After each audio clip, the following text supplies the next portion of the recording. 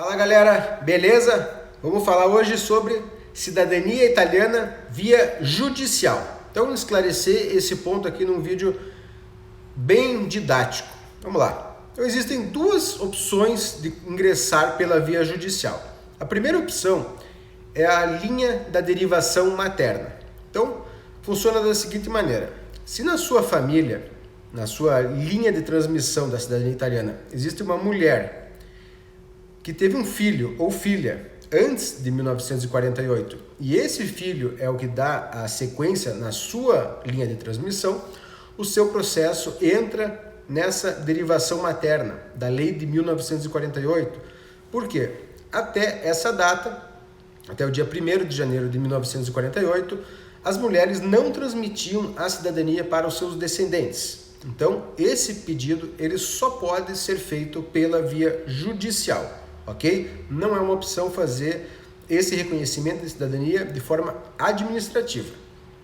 Lembrando que, para que você possa ingressar com esse pedido judicial, essa tem que ser a sua única opção. Você não pode ter uma outra linha de transmissão na qual se encaixa na linha administrativa. Tá? Então, por exemplo, no meu caso, o meu caso era esse mesmo. Eu tenho a opção do meu avô, que veio de uma linha italiana, e a minha avó. A minha avó se encaixa nessa derivação materna de 1948, mas eu não poderia utilizar essa opção porque eu tenho a linha do meu avô que pode ser feita de modo administrativo. Bom, essa é a primeira opção da via judicial. A outra opção é quando o requerente entra com um processo contra a ineficiência dos consulados italianos no Brasil. Tá? Então, devido à demora que os consulados têm para realizar o processo de reconhecimento, existe essa vertente que é relativamente nova, é um processo que começou a crescer nos últimos anos e tem tido muito ganho de causa, praticamente 100% dos ganhos de causa, e por isso ele está crescendo cada vez mais. Então, em ambos os casos, a pessoa não precisa ir para a Itália, o processo é feito por procuração pelo próprio advogado ou pelo escritório contratado.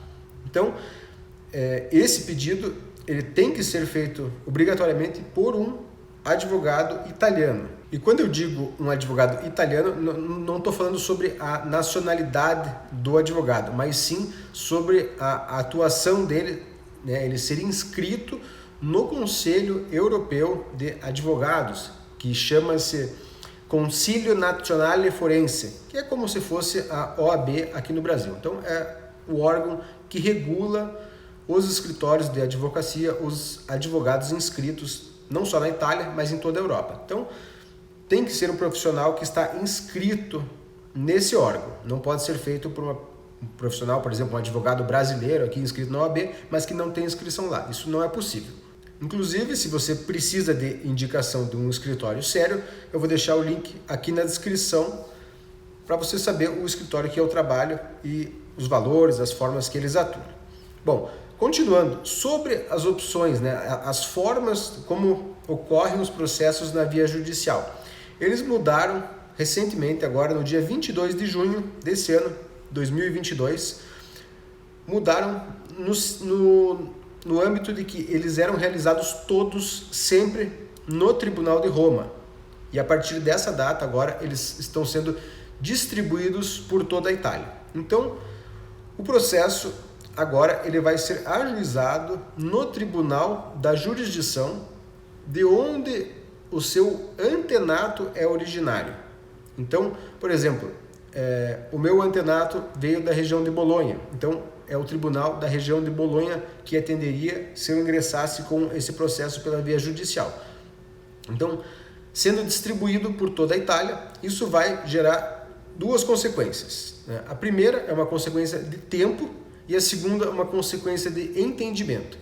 Na consequência de tempo, eu digo o seguinte, por exemplo, a região do Vêneto, na Itália, que é a parte nordeste italiana, é a região onde teve a maior imigração de italianos para o Brasil. Então, com certeza, essa região vai ser a mais sobrecarregada dentre todas. Não dá para saber ainda a questão de prazo, quanto que vai levar esses processos, Porque em Roma eles estavam levando na faixa de 1 ano e meio, tá? Então a tendência é que os primeiros processos ajuizados nesses tribunais regionais sejam mais rápidos, talvez em alguns meses, 6 meses, 8 meses, 10 meses. É uma estimativa, mas não dá para saber. Agora, as regiões que têm menos demanda, com certeza vão ser mais rápidos do que estava sendo em Roma.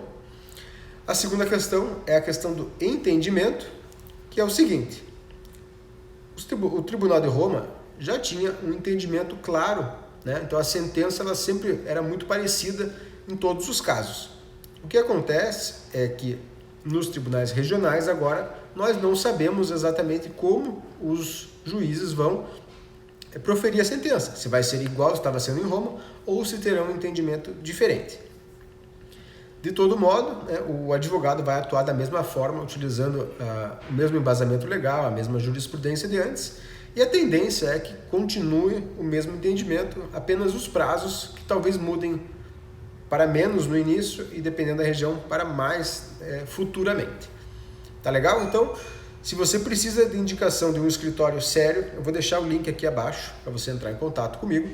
E é importante que você saiba o seguinte: quando você estiver orçando, verificando, conversando aí com escritórios, advogados, é muito importante que você veja se está incluso no contrato o pedido, o cumprimento de sentença, que é após a sentença favorável, deve ser enviado ao comune para a transcrição das certidões.